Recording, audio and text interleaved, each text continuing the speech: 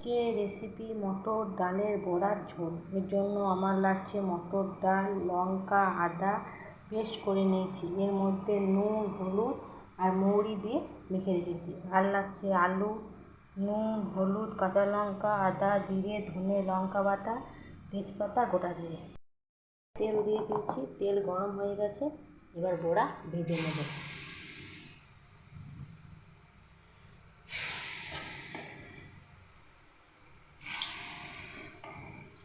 এইভাবে সব বড়া ভেজে নেব। হয়ে গেছে, এবার নামিয়ে নেব। গোটা জিরে আর তেজপাতা ফোড়ন দিয়ে দেব। এসেছে, ওর আলু লাল করে ভেজে নেব।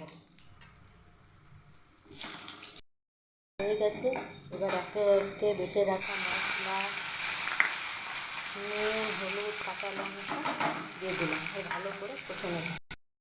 কষা হয়ে গেছে, মশলার থেকে তেল ছেড়ে দিয়েছে। এবার জল দিয়ে দেবো। এবার বড়া দিয়ে দেবো। বড়া দিয়ে 10 মিনিট ভালো করে ফুটিয়ে নেব।